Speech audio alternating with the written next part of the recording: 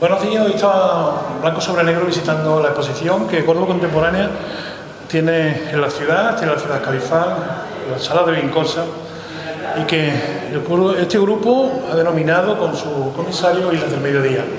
Estamos con uno de sus protagonistas, de los 10 protagonistas, con Francisco Vera Muñoz, el único que representa un poco la provincia, porque vive en la provincia y trabaja desde la provincia, aunque realmente todos son de Córdoba para la humanidad. Francisco, ¿qué significa esta exposición para Córdoba Contemporánea? Mira, en principio decir que Córdoba Contemporánea somos un grupo de amigos que compartimos la creación pictórica con dedicación y vocación casi absoluta. Todos nosotros ya tenemos un recorrido de largo, podríamos decir, ¿no? Nos hemos movido por todo el territorio nacional, algunos internacionalmente también, ya un número de premios considerable. Entonces pues nos presentamos aquí con la intención de que se considere la pluralidad artística, ¿no?, que hay en nuestra ciudad y en cualquier ciudad de España, ¿no? Porque últimamente el arte pues se ha ido canalizando por unos parámetros y por, digamos, una imposición, y que al final una actividad creativa es algo de uno mismo, ¿no? Un ejercicio de introspección, digamos, y no debe seguir ningún camino ya predestinado o ningún parámetro preestablecido, digamos, ¿no? Al final es algo que debe salir desde dentro hacia afuera, ¿no? Una introspección. Francisco, tú presentas varias obras, como todos los artistas, pero tenemos dos en especial que, digamos, son tu dicotomía, ¿no? Tu dicotomía existencial como profesional artístico que eres. Preséntanos primero y después hablamos de la otra. ¿Qué tenemos delante ahora mismo? Bueno, pues esta obra, como ha dicho, tengo, como digamos, dos vertientes, y las dos pueden conectarse porque al final es figuración, ¿no? Aunque una tenga un planteamiento y otra. En este caso es la obra Canal, ¿no? Esta serie la empecé quizás sobre el año 2008, 2009, empecé a realizar el primero. Esa obra la mandé a este certamen BMW, los que no conozcan, quizás el premio más importante o conocido del país, ¿no? Estuvo medalla. A los 2 años hice esta, la presenté y estuvo medalla de honor de nuevo, y pues es una obra pues con la que me siento identificada. Yo siempre pinto en entornos cercanos, ¿no? Entonces son sitios por los que transito, por los que recurro y donde me veo identificado, ¿no? Son sitios donde la soledad está presente, el silencio, y entonces esos son elementos clave en mi obra.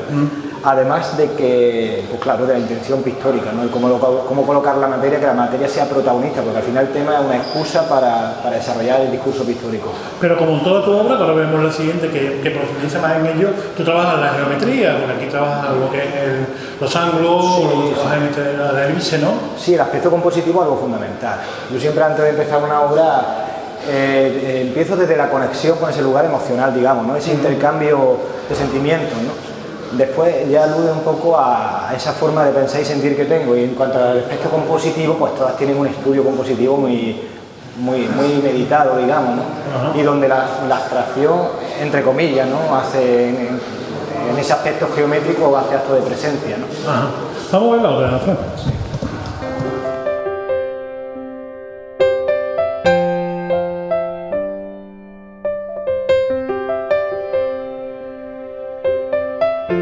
Cuéntanos qué es esta obra, qué representa esta obra. Bueno, esta temática, y en concreto al planteamiento que hago de ella, pues le tengo pues especial cariño porque es un tema que habré pintado, no exagero, un centenar de veces, ¿no? Y que he tenido la suerte de poder dejar por media España, ¿no? Muchos certámenes la han premiado, me la han adquirido en muchísimos sitios a lo largo del territorio, entonces pues le tengo un cariño especial. Y sobre todo un cariño especial porque me permite jugar con la abstracción, ¿no? Hacer figuración, pero a la vez hacer abstracción geométrica, digamos, ¿no? Porque el planteamiento, simplificando los elementos, si nos quedamos con la esencia, es una línea muy rotunda, un rectángulo, su reflejo, una simetría, un juego de espacio, ¿no? Entonces me interesa mucho la interrelación espacial que se produce en la obra. Pero a la vez hay realismo, o hay figuración y hay pintura, que es lo que me interesa, que la pintura cuente por sí mismo, ¿no? Porque, por ejemplo, en esta parte podemos que hay un gesto como que recuerda al expresionismo gestual, ¿no? Y es una abstracción, a pesar de que sea vegetación, si cogemos este trocito es un trozo de una obra abstracta, ¿no? En conjunto, una obra figurativa, con un planteamiento de es identificable por la persona que conozca el espacio, lo identifica, pero realmente tiene un trabajo de abstracción, ¿no? Claro, así es. Sobre todo la rotundidad compositiva, esa dureza de esa línea, que la quiero ahí porque la quiero en ese lugar, y entonces en esencia eso, ¿no? Figuración, abstracción geométrica, ese juego que tanto me interesa. Pues Francisco, muchísimas gracias.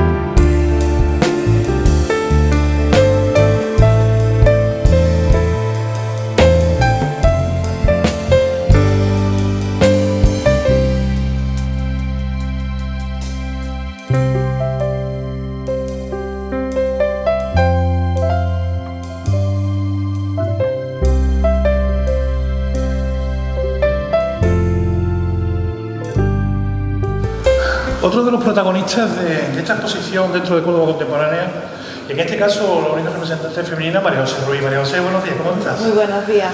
María José también presenta parte de su obra y presenta obra nueva, obra que realmente no ha visto la calle. Y estamos delante de uno de los cuadros que más atención está llamando en esta exposición. Cuéntanos qué cuadro es.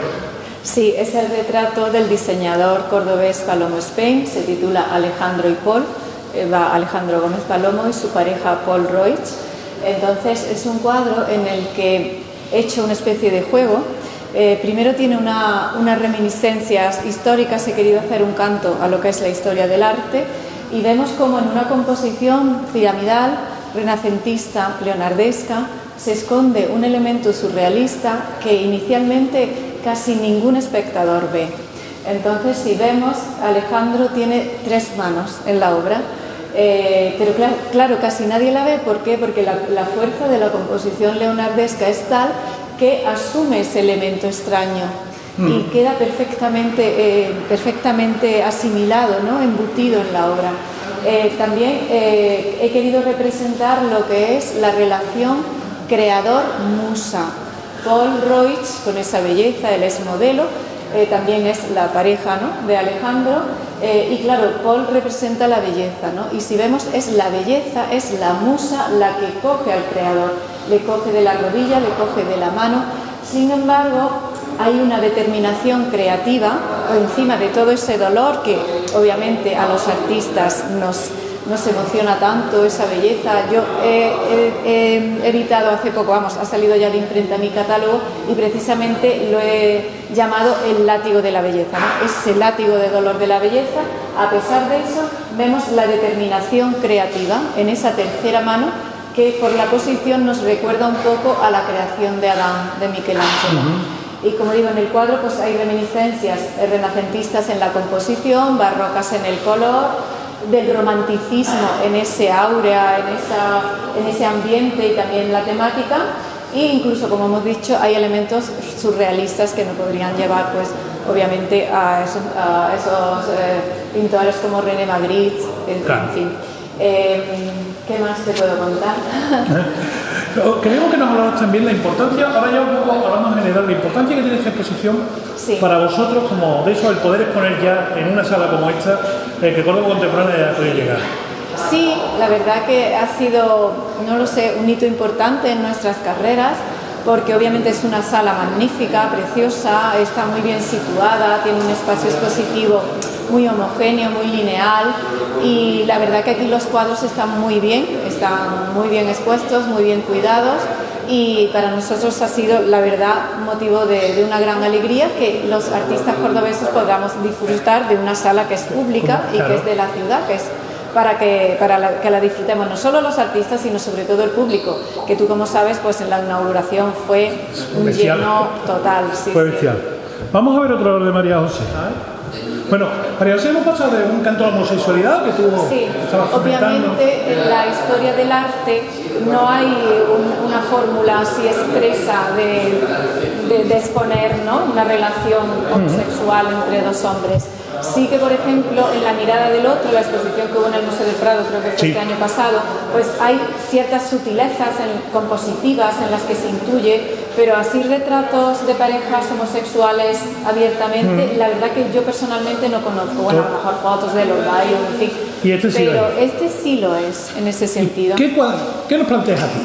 Pues mira, aquí en Metamorfosis Barroca he querido hacer un estudio sobre el existencialismo. Tanto en la literatura, el personaje lleva el libro de la Metamorfosis de Kafka, como en la pintura, porque hay ciertas reminiscencias a José de Rivera, que para mí es un pintor muy existencialista, en ese concepto suyo de la muerte, de la decrepitud, de esos santos, que se le ve esa carne flácida, esos huesos señalados, ¿no? Entonces, a mí hay algo que me inspira en esa fórmula, y también en su cuadro de la mujer barbuda, ¿no? Claro. Entonces he cogido esas dos imágenes, Kafka y José de Rivera. Entonces aquí vemos cómo este señor, un hombre obviamente ya de una edad madura, con toda su poblada barba, posa vestido con un traje de novia. El traje de novia obviamente arrugado, pero viene a simbolizar un poco la juventud. El velo negro, pues ya el velo de viuda, es decir, es también la figura del eterno retorno que tengo también en cuadros como Sísifo, con esa piedra que empuja eternamente. Por ejemplo, las manzanas podridas es lo que dan de lo que se alimenta el protagonista de Kafka, y en el fondo viene a significar la dignidad de todo ser humano. Por encima de todas las metamorfosis que a cualquiera de nosotros nos pueda suceder, está la dignidad del ser humano. Al rato de observar cómo posa, este señor posa con toda su dignidad. Claro. Y da una sensación a lo mejor inicial, ¿no? Un poco de inquietud, pero poco a poco te vas acostumbrando al cuadro y al final lo ves eso, un cuadro incluso que te da cierta serenidad y cierta confianza en el ser humano. Totalmente. Muchísimas gracias, María. Gracias por atendernos. Gracias. Otro de los grandes protagonistas de esta exposición, y en este caso uno de los autores, José Manuel Belmonte. Y José Manuel Belmonte presenta su gran obra en la puerta. No podemos poner el revismo por el tema de la lluvia, que está un poquito, después pondremos algunas imágenes sobre ella. Pero vamos a hacer las dos obras que tiene en el interior, José Manuel. Buenos días, José Manuel, muchas gracias. Buenos días, gracias a ustedes. Cuéntanos un poquito qué obra trae José Manuel Belmonte a esta exposición de Islas del Mediodía en Vicosa. Pues bueno, el comisario que fue el que ha conformado, digamos, la distribución de la sala y el contenido de lo que es la exposición, pues nos comentó a todos los artistas que teníamos que traer obras emblemáticas, icónicas que tenemos todos, y algunas obras más actuales de la última serie que estamos haciendo, ¿no? Bueno, he traído en la puerta, ya veréis, recibe un poco al espectador cuando viene a la sala y da pie a que la gente entre dentro. Se titula El sueño de Ifirná, que fue el primer hombre que voló. No era cordobés, nació en Ronda, pero estuvo toda la vida trabajando y desarrollando su fase de científico, aeronauta, escritor, poeta. Era un personaje, la verdad, que bastante completo y renacentista, ¿no? Se titula eso, El sueño de Ifirnás, que voló 2 siglos antes que Leonardo da Vinci. ¿Qué tenemos delante? Esta es una escultura que se titula Adagio de Vito, pertenece a una serie de esculturas que empecé, la tengo ahora mismo para, pero continuaré, que se titula Imperfectos. Siempre mezclo un mensaje transgresor, sutil, con algo bruto también. Un personaje que podría ser perfectamente un estibador de un puerto, podría ser un legionario, pero que con el paso del tiempo pues se sensibiliza, ¿no? Adagio es la etapa final, digamos, de una ópera, por eso hablo un poco del adagio con esa palabra, y San Vito es el patrón de los bailarines, ¿no? Es una obra que mucha gente le podrá recordar, la famosa bailarina de gas, ¿no? Sí. Es una escultura, como veis, hecha en resina acrílica, policromada y con una serie de tatuajes que algunos, vamos, tienen su... Con ese tatuaje querías tú marcar que el hombre había sido en su juventud un hombre duro, un hombre recio, ¿no? Me imagino. Exacto. Y que, digamos, se ha civilizado cuando ha ido llegando a la edad, Con el paso del tiempo yo creo que todo el mundo hace una revisión de la vida, ¿no? Y entra en un mundo un poco... ¿Tú consideras que efectivamente eso nos pasa? Ya no tiene nada que demostrar, Exactamente. ni que hacer ningún alarde, y se sensibiliza y empieza a apreciar las pequeñas cosas que nos ofrecen. A disfrutar de la vida, ¿no? Y del arte.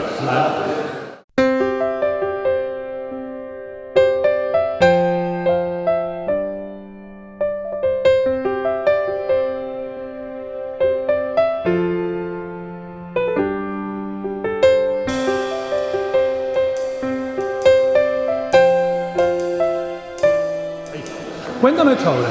Sí, esta es una obra que la verdad que le tiene mucho cariño.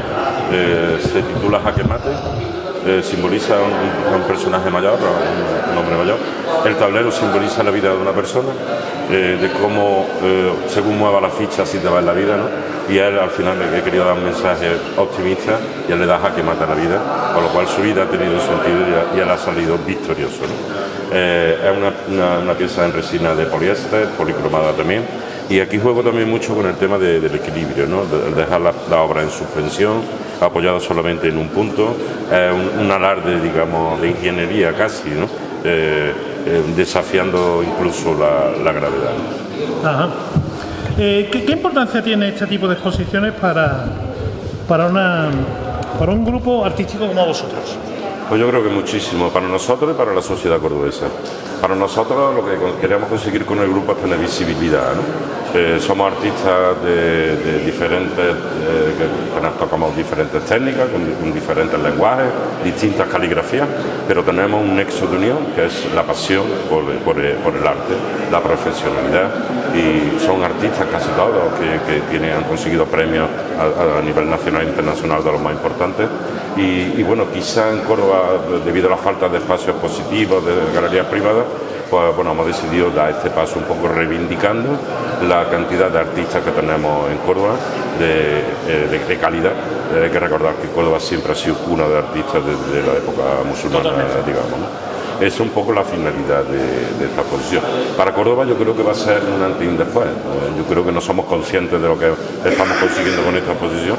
En la inauguración ya hubieron 700 personas y nos están diciendo que las cifras diarias están siendo de unas 300, ¿no? ¿Qué quiere decir eso? Que a la gente le gusta este tipo de arte. Sí. Nosotros intentamos hacer un arte que sea autorizado, yo digo autorizado para todos los públicos, que atraiga al espectador a consumir arte, en vez de, como están pasando en muchos espacios, en muchos museos de arte contemporáneo, que cuando llega la gente y ve un tipo de obra que no entiende, Claro. ya no vuelve. Claro. Entonces nosotros queremos hacer el efecto, digamos, el efecto. Totalmente. José Manuel, muchísimas gracias por atender a Blanco sobre Negro. a vosotros. Muchas gracias. Gracias.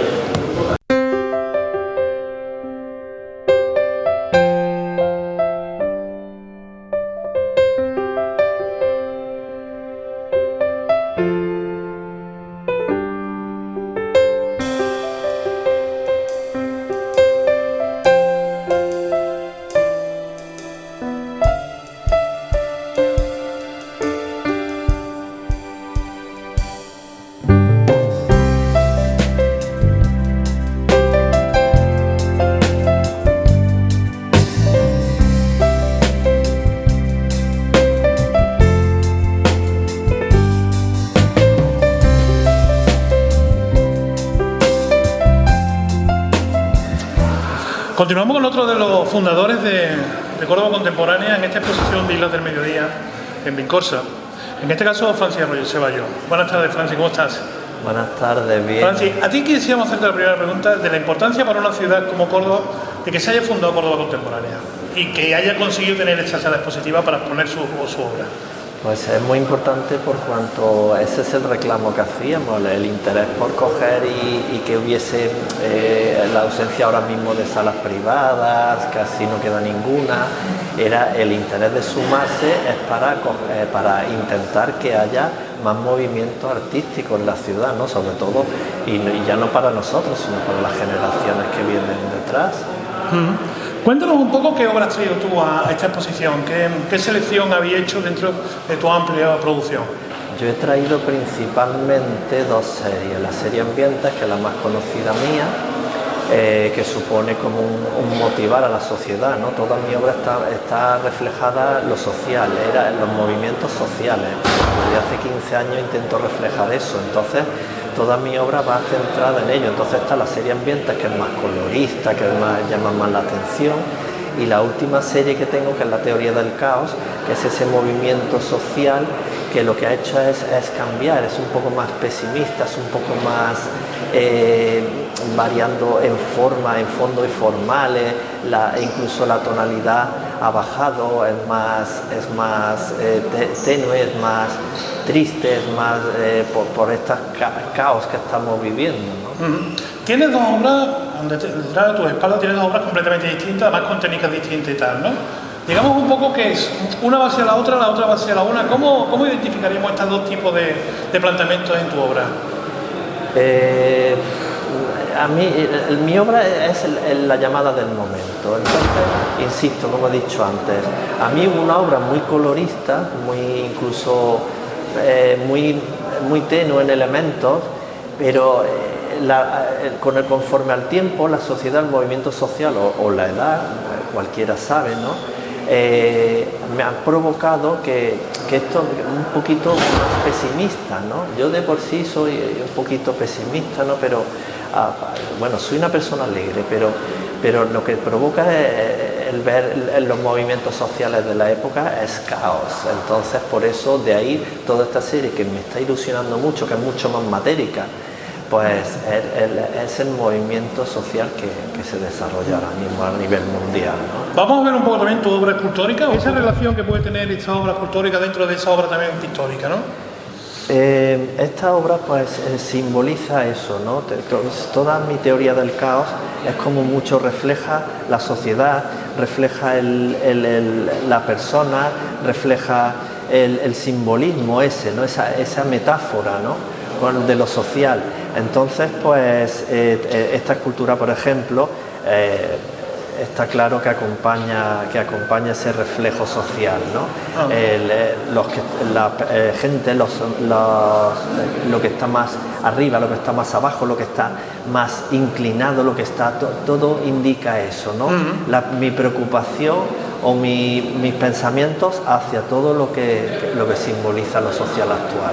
Pues Francis, muchísimas gracias por atender al Blanco sobre Negro y por invitarnos a esta exposición. Muchas gracias. Gracias.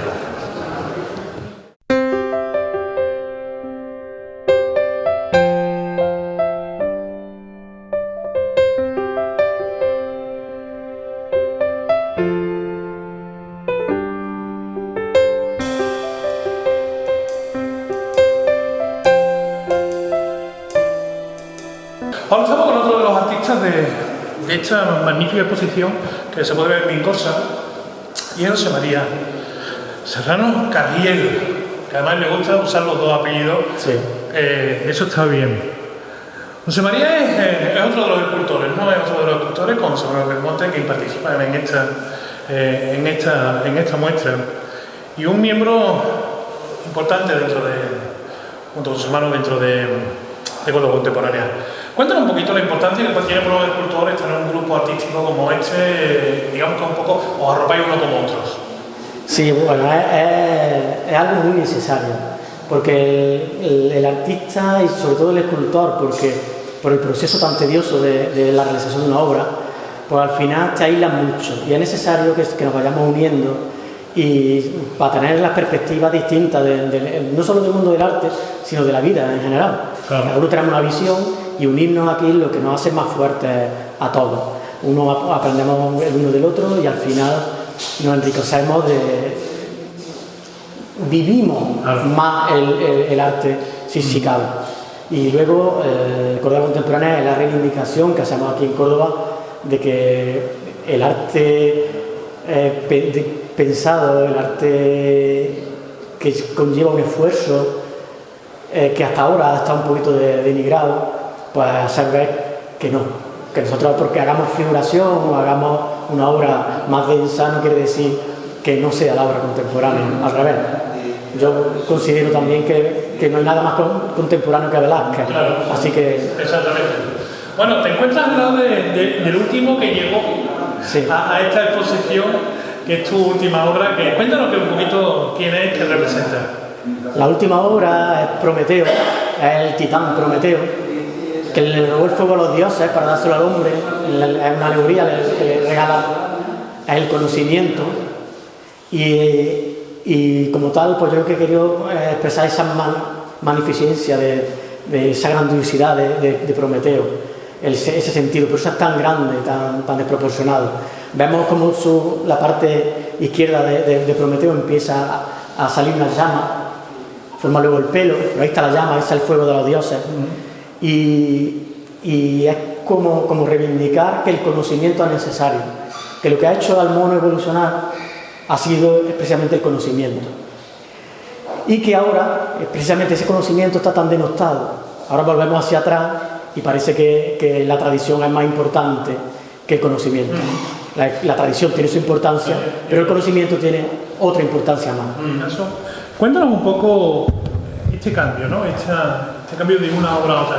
Bueno, en realidad no cambia tanto, porque Prometeo, puedes ver ahí al titán, puedes ver a un dios griego, pero si nos fijamos bien, el tratamiento de la escultura griega tiene un canon. Sí.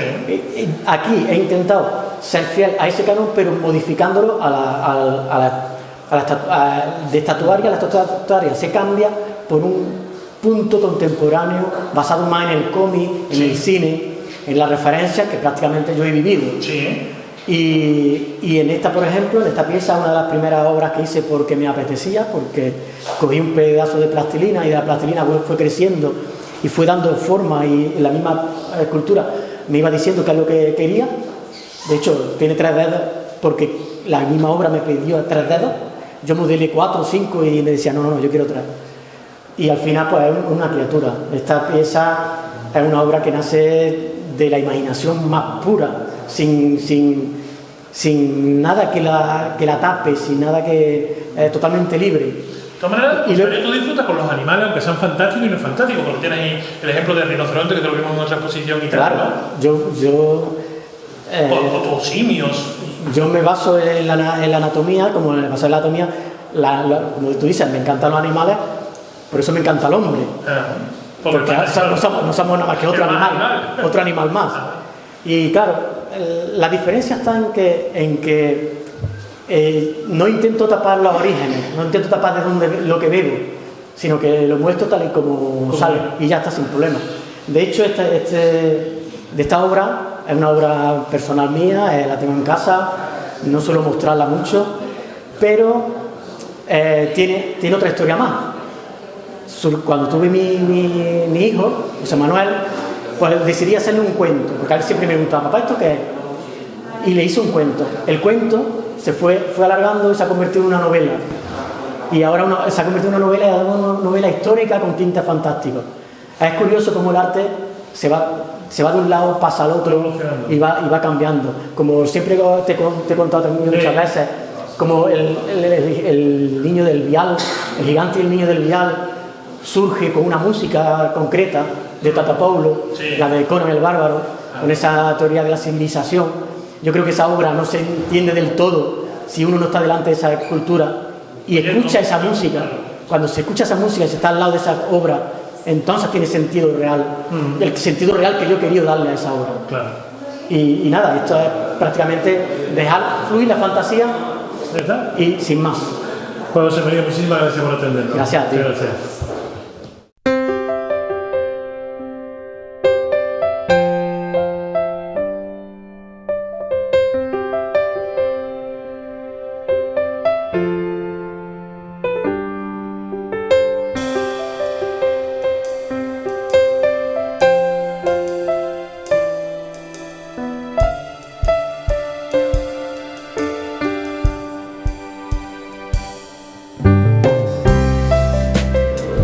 Estamos aquí con otro de los miembros de Córdoba Contemporánea, en este caso también uno de los pintores, en este caso José Luis Muñoz. José Luis, buenos días, ¿cómo estamos?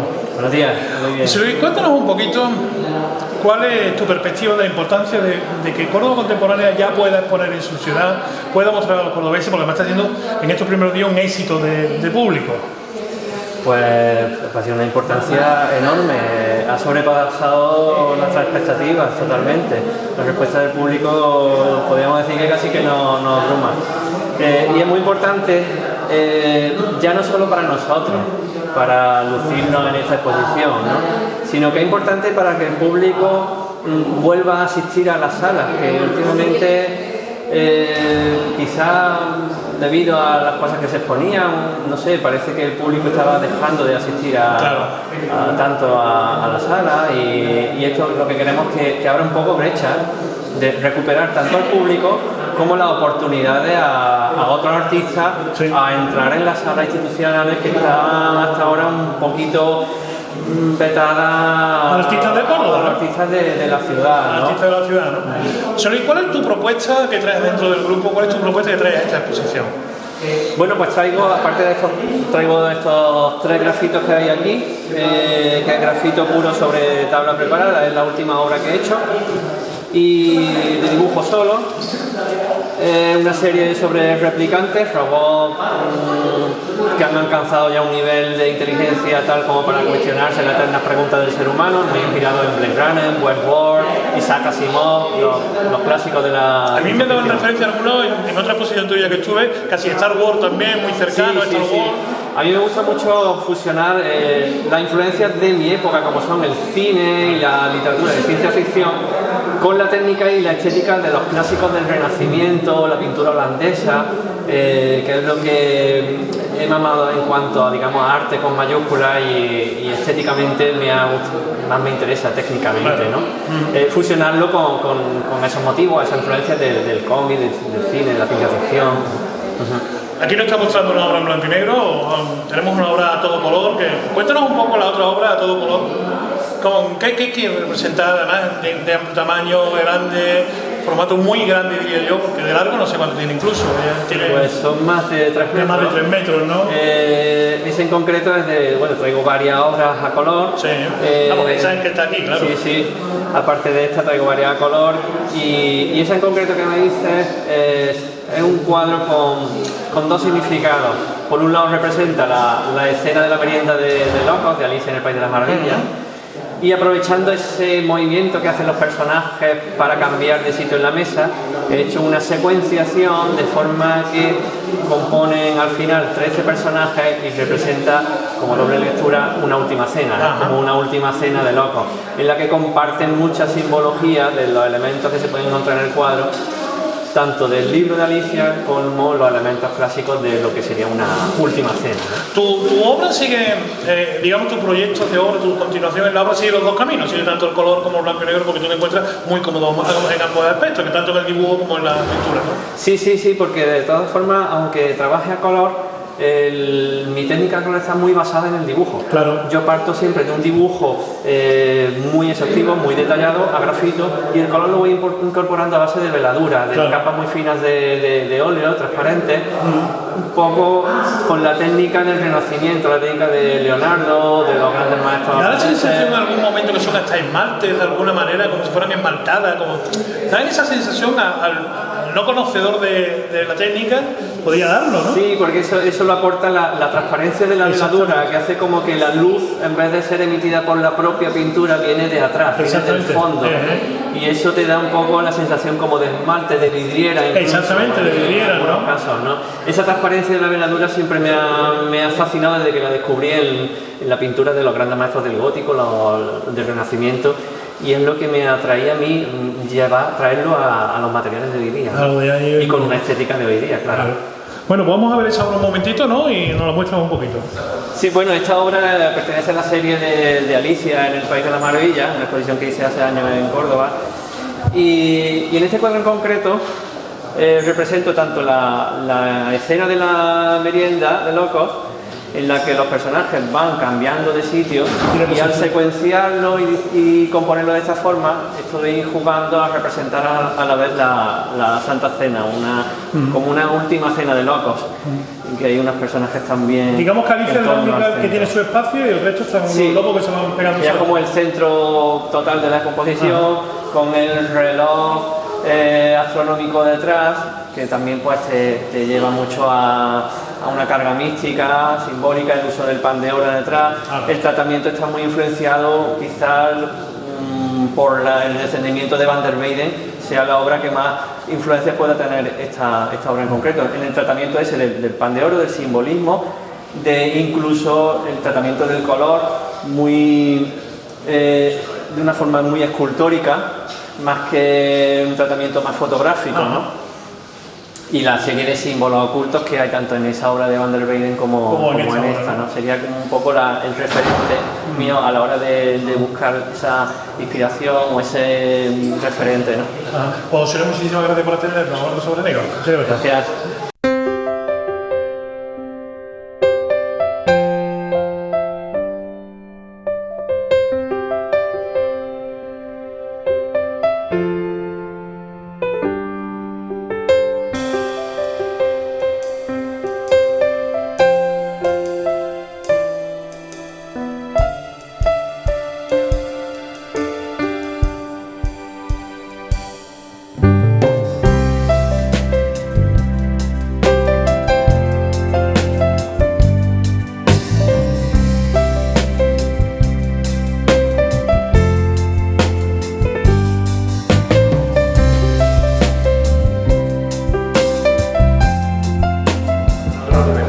Otro de los protagonistas de esta impresionante exposición que tenemos en la Sala Vincorsa en Córdoba, la sala más importante para muestras expositivas de la ciudad, es Manuel Castillero. Manuel, buenas tardes, buenos días. Estamos ahí en esa hora intermedia. Cuéntanos un poquito todo esto, qué está significando para vosotros este inicio de la exposición, porque está teniendo un éxito arrollador. Cuéntanos un poquito.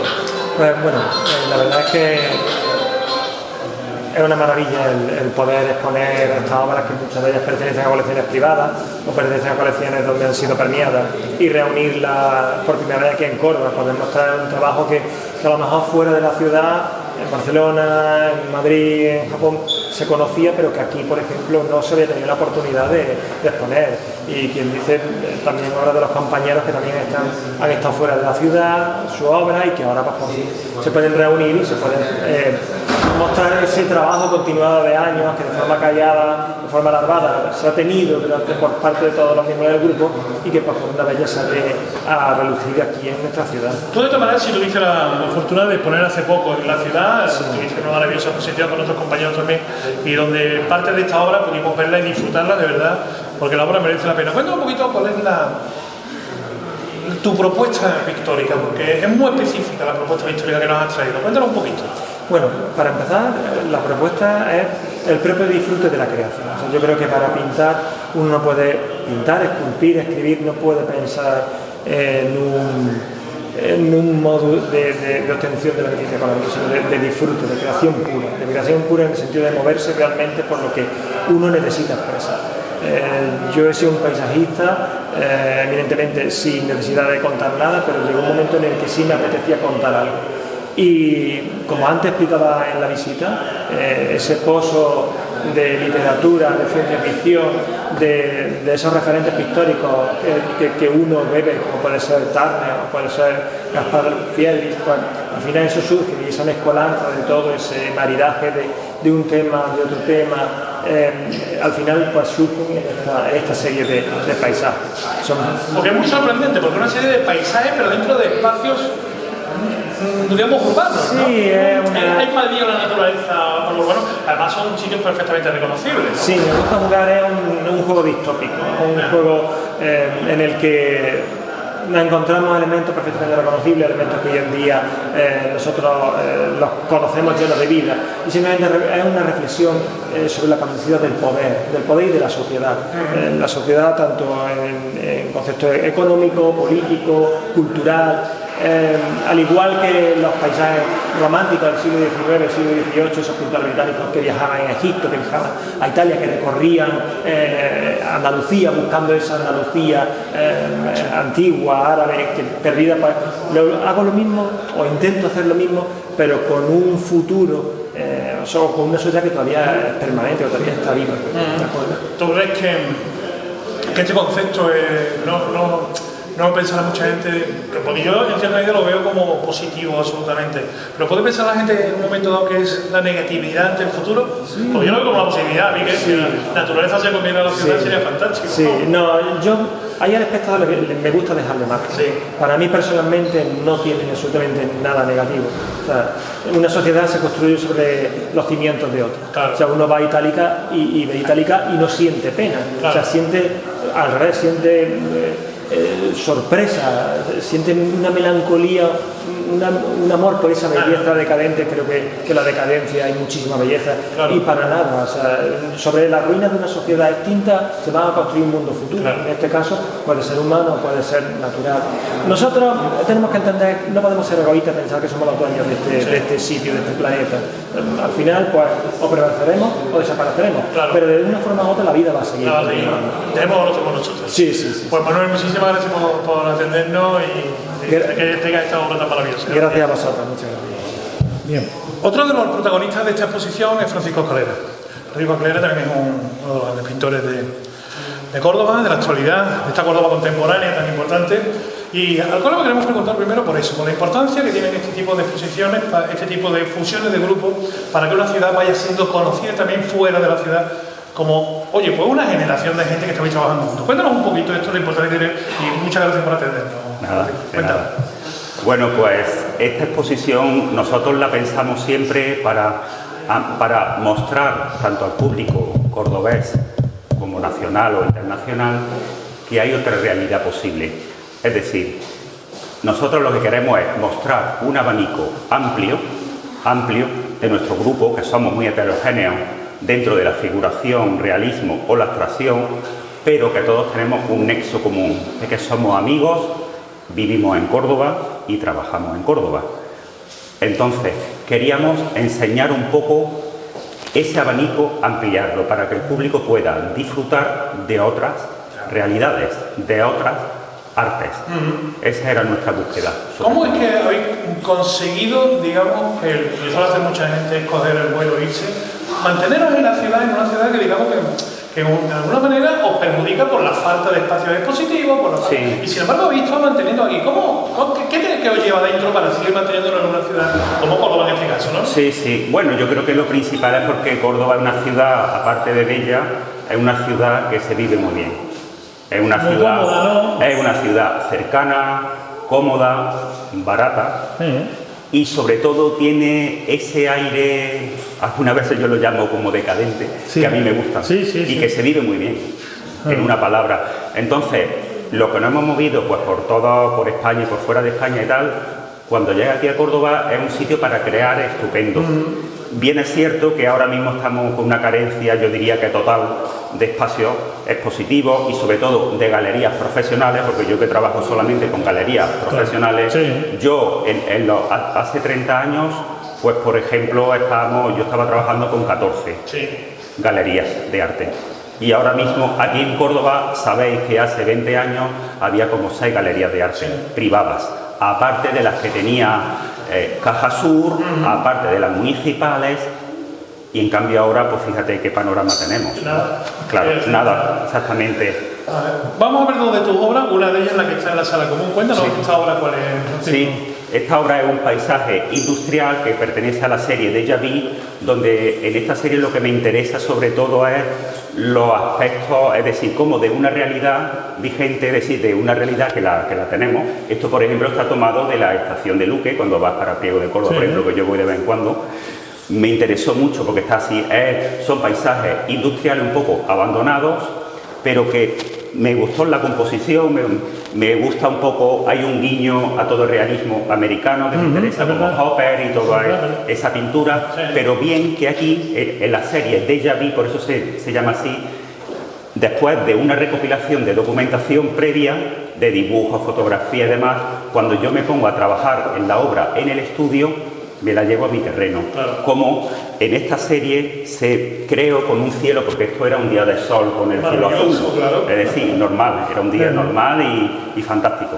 Yo intenté virarlo un poco, conseguir que la pintura sea la dominante y que lleve al espectador a otra realidad, Claro. a otro ambiente. En este caso, la serie esta sobre todo son ambientes densos, cálidos, y bueno, es muy importante en mí tanto la composición como los elementos lineales y los elementos que yo llamo los espacios negativos, Sí. que son los espacios fuera de la Del marco composición principal, en sí. ¿no? Claro, exactamente. Exactamente, eso es. Vamos a ver la otra propuesta, otra de las propuestas que hace en otro sitio. Muy bien, vamos muchas para allá. gracias.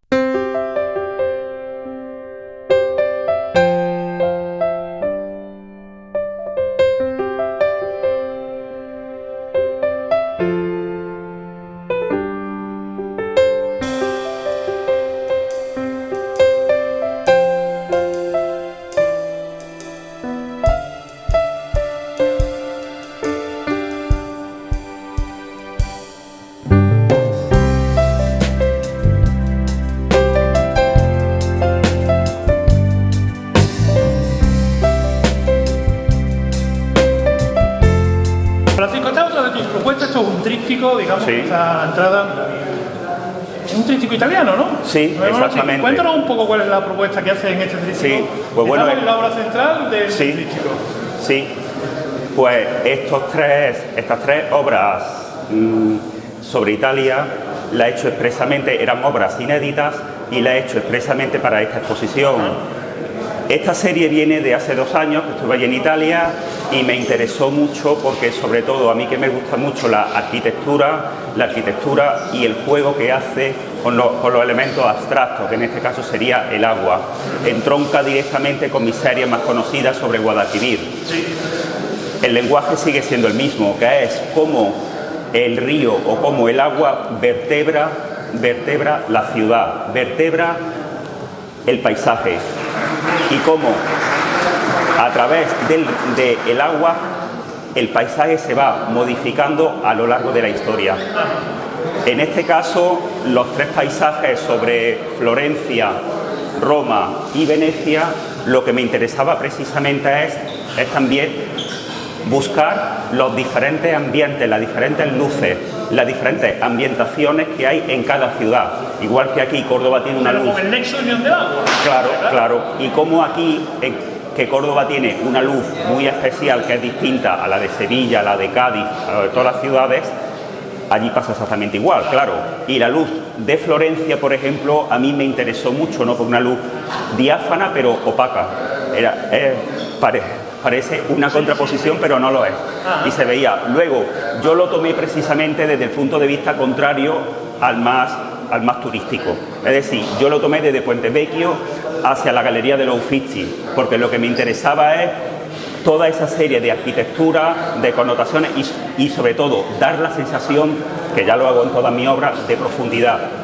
Cómo la pintura tiene ese engaño, que es que como en una superficie bidimensional, que como es un lienzo, se consigue esa profundidad. Eso es magia cuando sale. Sí, cuando sale bien, cuando sale, por lo menos lo intentamos siempre. ¿Cuál es la propuesta que digamos que sigue ese río en esta Italia, no? Sí. En este caso. En este caso es Roma. Esta es la obra, podemos decir, más abigarrada porque los planos son planos medios, no hay tanta profundidad, sino lo que me interesaba un poco es jugar con el subconsciente del espectador. Los occidentales leemos de izquierda a derecha y de arriba abajo. Sí. Entonces, esta obra está creada así, con esa intención. Si bien el mausoleo de Adriano está casi en un punto áureo, medio, pero me interesaba más, porque eso lo hacemos de una manera que no nos damos cuenta, como los occidentales leemos de izquierda a derecha y de arriba abajo. De tal manera que cuando llega aquí, sin querer, tu mirada se va entrando en lo que es la parte central de la obra, esa búsqueda. Y luego, este río tiene mucho que ver con el Guadalquivir de aquí. Sí. Por las luces, por los cañizos, aquí que tú sabes que hay veces que no hay mucha agua, y esos verdes quebrados, que a mí me gusta mucho el verde, yo creo que es mi color particular, es el que más me interesa. Es el más difícil, pero el que más me llama a la hora de poder pintar.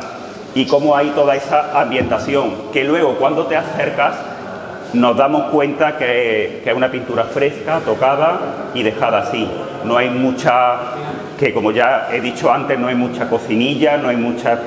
hay pincel, 4 toques de espátula y 4 veladuras sin barniz, que son simplemente dejadas. Y ya está. Pues y acabamos con el de Venecia, que bueno, es la ciudad eterna, una ciudad que todos conocemos, todos sabemos de ella, y yo he hecho exactamente igual. He querido coger un punto de vista no tan turístico, no tan visto. Está cogido desde el Puente de los Descalzos hacia la estación, que sería esta, aquí, y cómo la pintura, los elementos de la cúpula, los verdes, los turquesas, interaccionan con todas las tierras. Esa era un poco mi búsqueda. A partir de ahí había muchos elementos que yo no he puesto, y viceversa. Hay muchas cosas que no están y que me interesa ponerlos. ¿Por qué? Yo, por ejemplo, en mi pintura es muy característico lo que es el drifting, son especies de goteos en puntos concretos que lo utilizo simplemente como elementos de reverberación, es decir, como para que haya una interacción, un giro en la superficie. Claro. Esto es otro guiño al arte abstracto de Pollock, que también me gusta mucho. Es un poco esa búsqueda. Luego, en todos los casos, si bien es cierto que mi paleta es una paleta sobria, que aquí se ha ido calentando un poco, se ha ido un poco más colorista, entre comillas, no mucho, pero sí que tiene un poco más. Y bueno, nada, si tiene alguna pregunta más, gracias por atendernos. Nada, a ti. Y a todos os invito a que vengáis a la exposición. Muchas gracias. Otro de los protagonistas de esta obra, de esta exposición, de esta recopilación de grandes artistas cordobeses, es Pepe Punta. Y estamos delante con él, aquí vamos a hablar de Córdoba, del arte en Córdoba, y vamos a hablar de su obra. Pepe, buenos días, muchas gracias por atendernos. Pepe, cuéntanos un poco la importancia de este tipo de exposiciones para un grupo de artistas como vosotros. Hombre, el grupo surgió por una cuestión de relación de amistad. Y la importancia es enorme el haber conseguido poner en Córdoba, porque ya no quedan salas expositivas, salas privadas. Sobre mi obra, yo traigo 5 obras que estas dos son de tipo geométrico, que responden un poco a la geometría nueva que se está haciendo y al arte bruto, al desgaste sucio. Las obras que tengo dentro, que son de tipo cómic, de viñetas, cuentan historias determinadas sobre la vida, sobre la sociedad, el uso social, cosas por el estilo. Y luego tengo una última obra que es sobre el proceso creativo, que está hecha de forma celosa, que se ha ido construyendo a la vez que iba construyendo otra. Ajá. Ha ido realizando y tal. ¿Cuál es esa gran diferencia? Porque esto es conceptual por lo otro que es más claro, que es más nítido, la necesidad de crear en ambos espacios. Esta obra es geométrica y la otra es figurativa. Sí. Hay dos figurativas. Pero es una necesidad tuya de crear en ambos espacios, en el espacio geométrico y en el espacio figurativo. Casi siempre llevo este tipo de obras, dos paralelas. Sí, ¿no? Una figurativa y otra que no lo es. Casi siempre. Aunque ahora, este último año, me estoy moviendo por la no figuración. Sí. Vamos, nada de figuración. Voy más en este plan y en el otro plan más caótico, más azaroso. Más a lo conceptual, Sí. ¿no? Más a que la gente identifique lo que hay, más que a ponérselo en bandeja, ¿no? Efectivamente. Pues nada, Pepe, muchísimas gracias por atendernos. Gracias.